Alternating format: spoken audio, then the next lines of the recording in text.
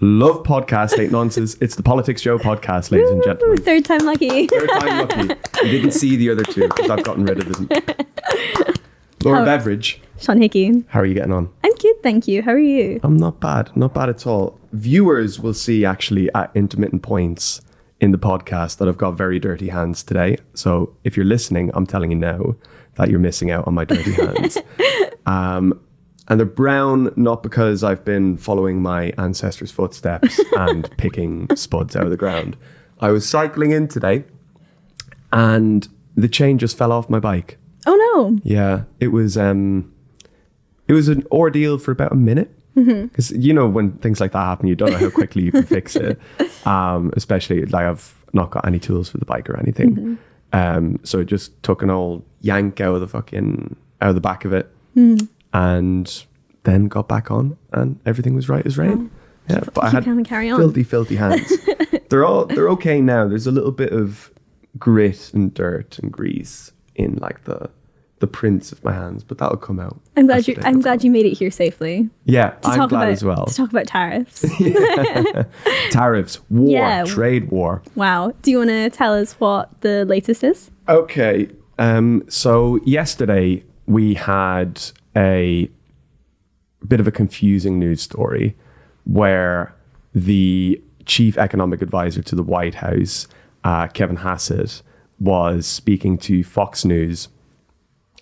And Fox News asked the economic advisor if the president was considering pausing the tariffs on world trade. Kevin Hassett didn't respond in the positive or the negative, and subsequently CNBC then ran the story as the White House was thinking about getting rid of tariffs or pausing tariffs at least.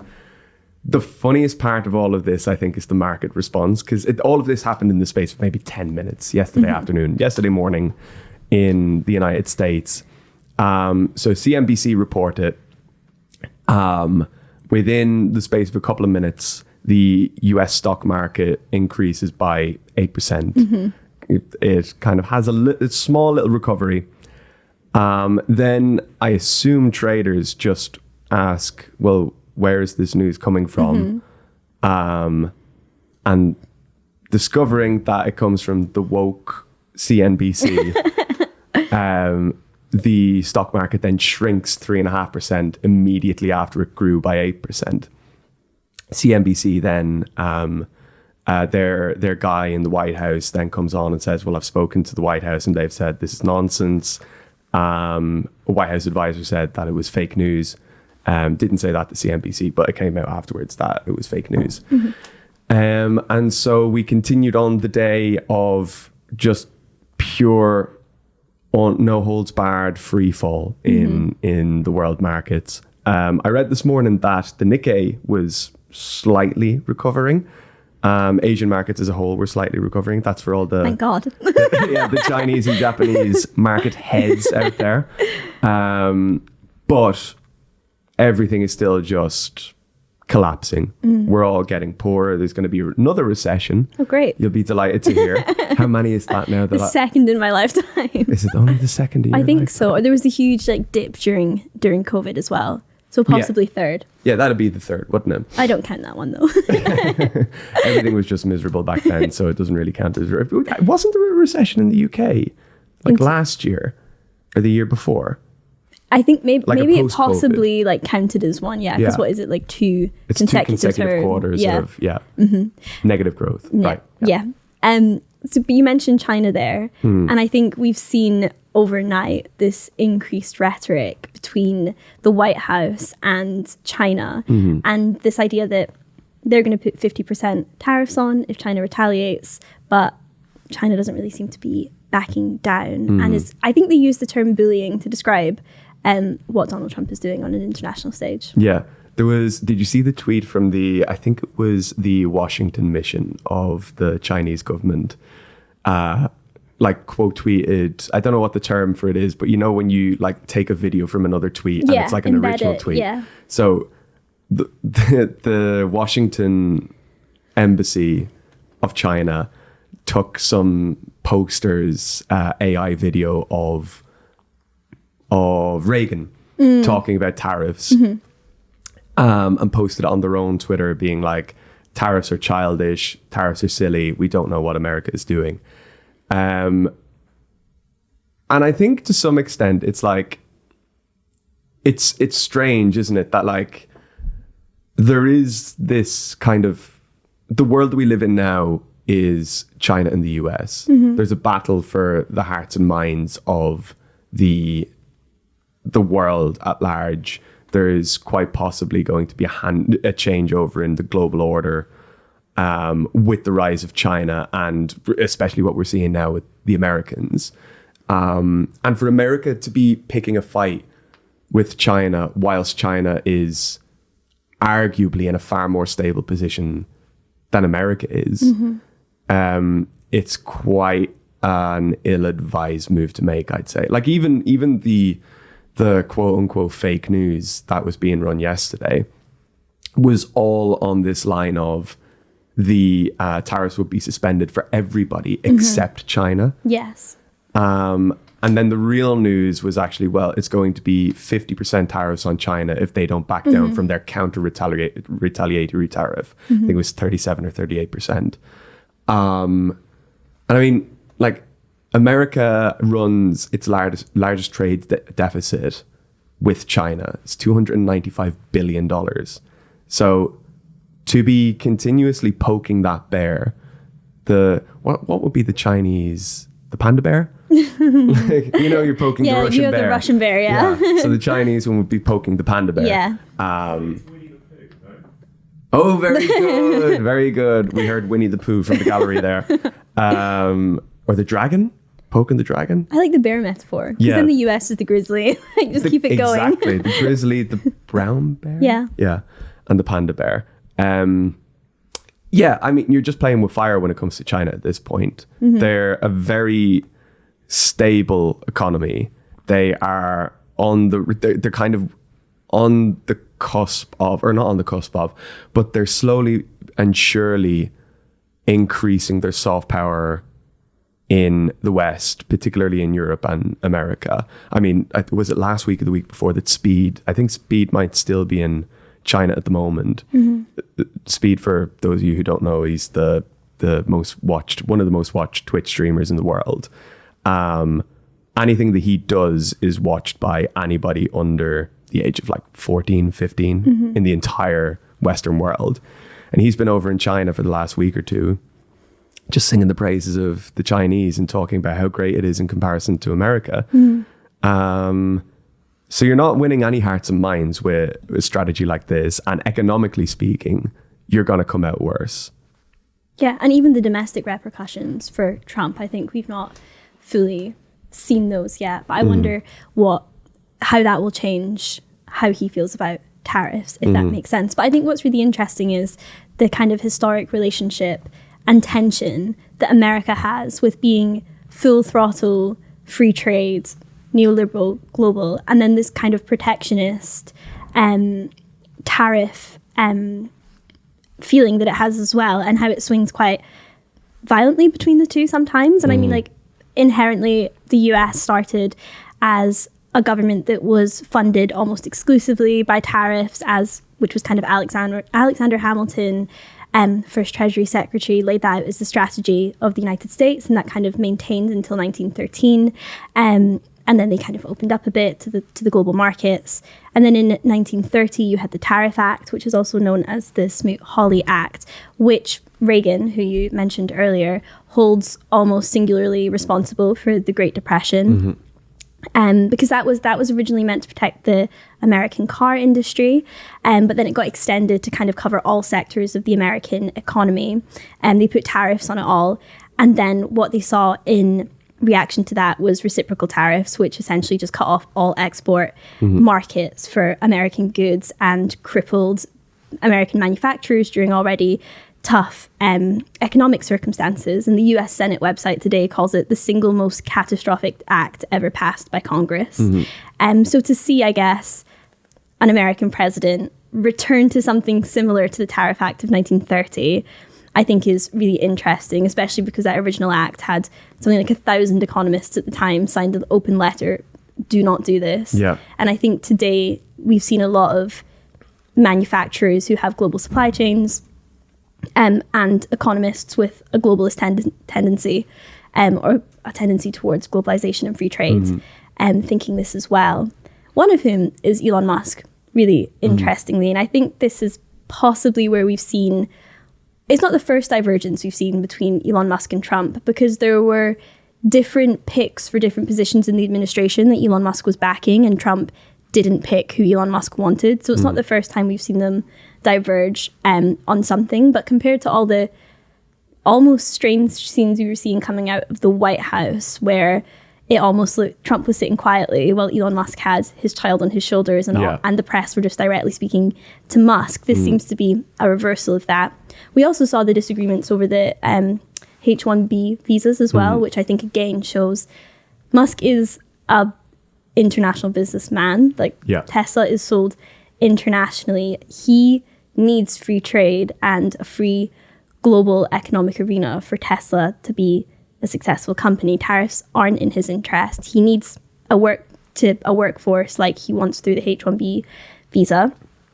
But also, if you even look at the supply chains of Tesla, 25% of the Model Y Tesla is parts from Mexico. So if there's tariffs on that, that's a disadvantage to him as well. And interestingly, we saw him at a far-right conference in Italy, where he was suggesting that in Hungary and in Germany but he was suggesting at this conference that there should be a free trade zone between Europe and the US, which is a complete divergence from what we're hearing from Trump.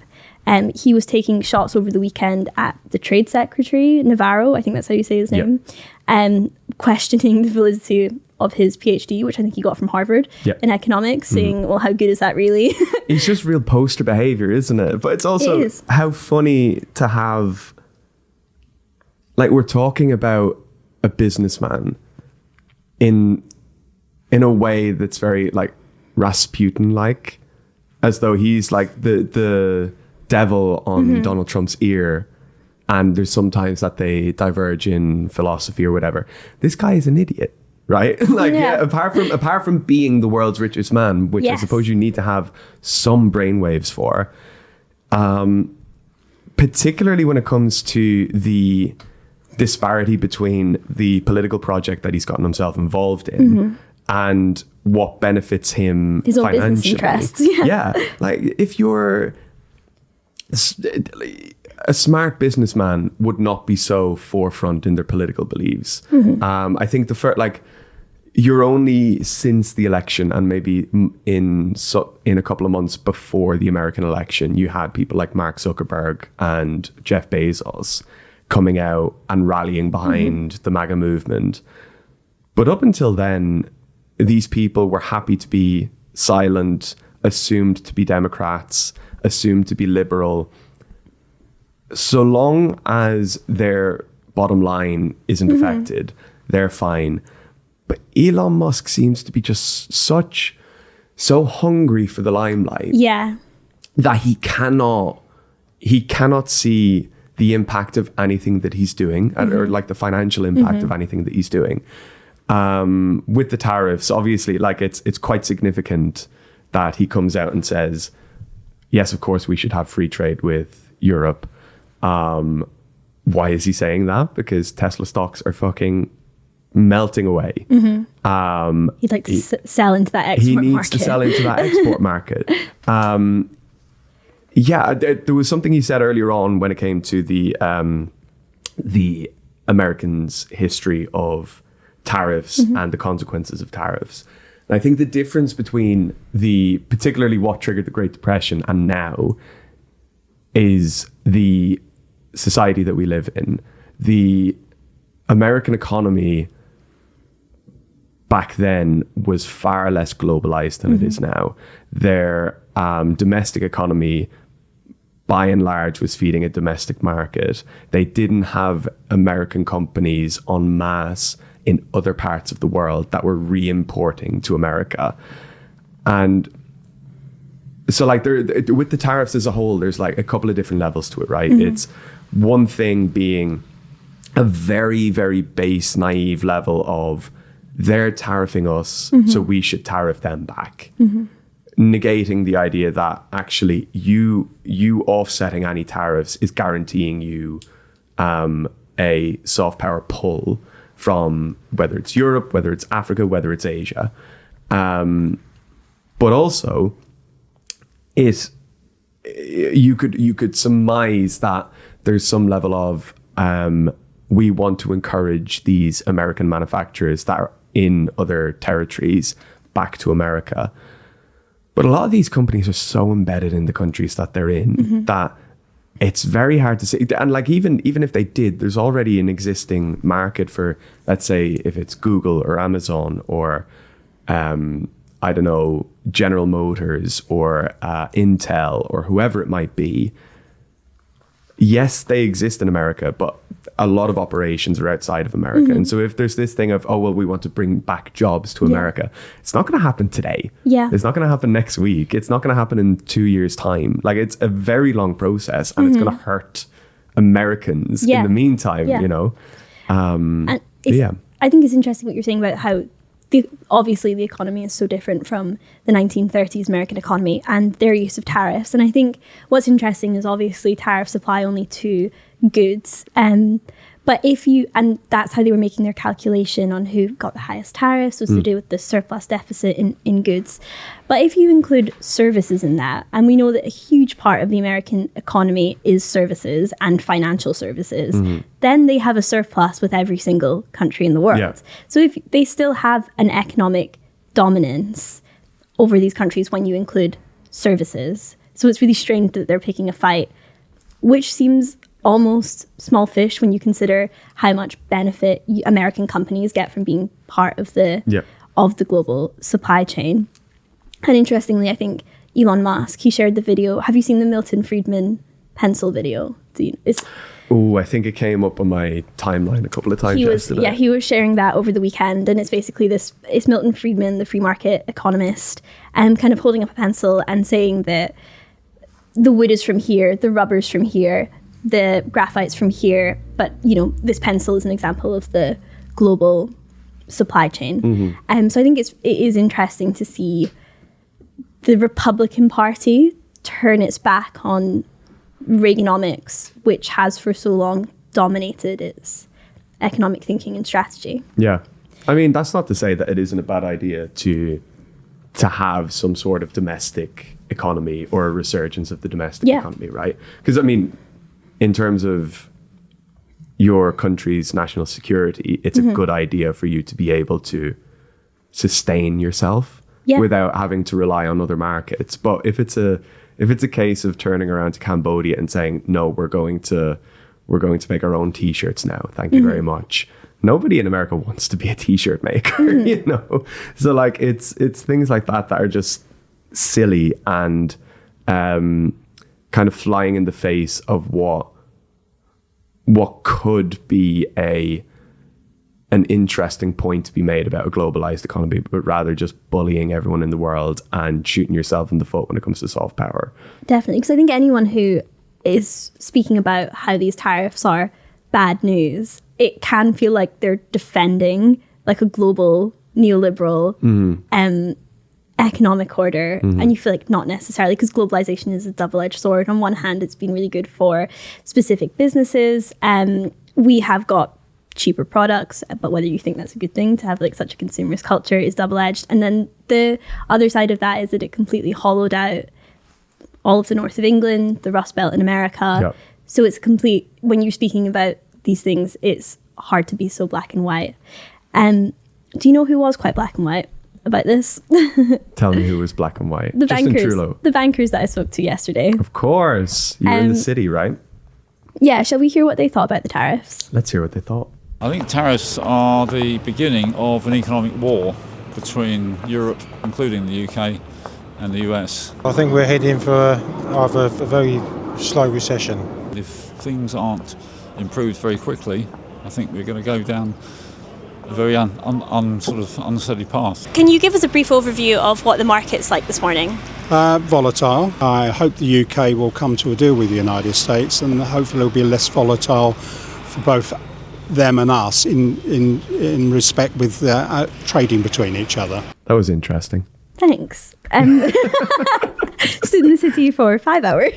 And also, most of the bankers, they don't want to speak to you. Sure. And I got a lot of, I would say, have you seen the stock market today? So many of them were like, haven't seen the stock market today.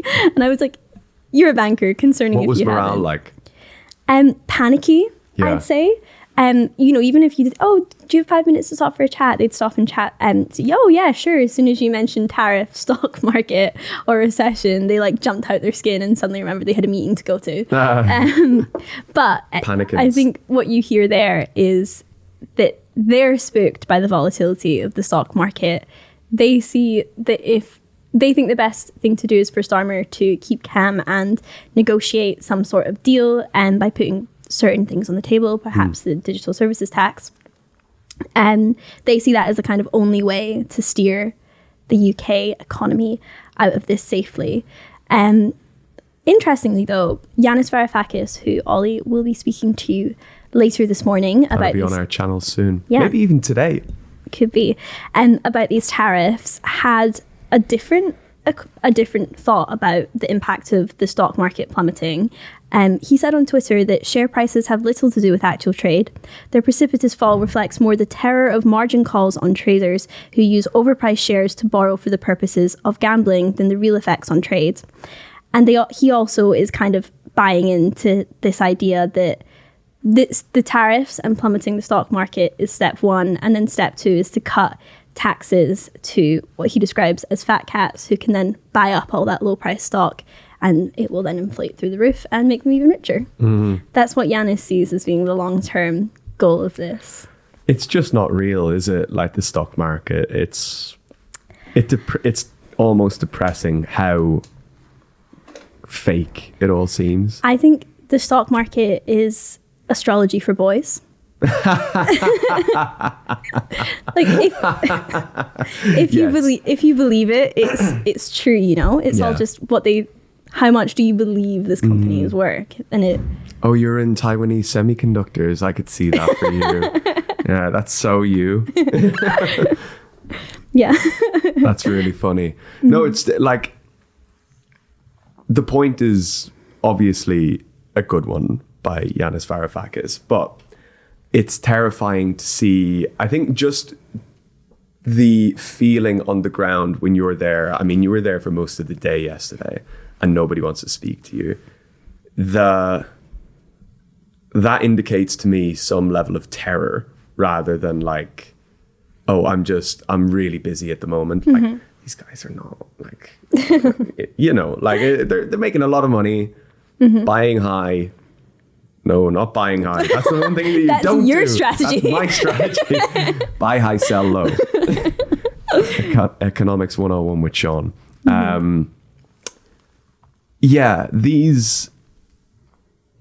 These people are kind of the first line of defense against the recession, but they're always the easiest ones to panic and to make news stories of. Like this,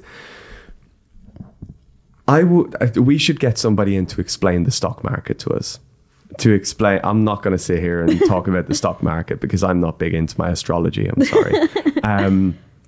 But the idea that since Thursday last week or Wednesday last week, whenever the tariffs came in, we have been inundated with every half hour a notification from a news publisher saying, this has happened, this has been sold, someone said this about this stock and that stock and the other stock. When what Yanis Varoufakis is saying is, this is just guys speculating on the price of a thing that has no material value. Like when you're buying Tesla stock, you're not buying the wheel of a car. You know, you're buying something speculative in the hope that this is going to be more valuable, that you can sell it when it's more valuable and make money off. It's gambling. It's gambling. There's no basis in reality with it. And And it's terrifying that during this time where there's going to be very real consequences for every ordinary person in the world, we're spending our time talking about how much less wealthy Elon Musk is because Tesla stock has fallen through the floor, or how Donald Trump has shot himself in the foot because the American stock exchange is just finished. The real consequences of this are going to be felt by you and me. It's going to be I can't see Keir Starmer being somebody who's going to turn around and say, we're going to burn the stock traders. We're not going to bail them out. We're not going to, like, he's been over the weekend and yesterday and I think this morning as well, he's been talking about how the UK is planning to defend business and to defend the well-being of traders and owners of businesses in the face of the tariffs, and didn't rule out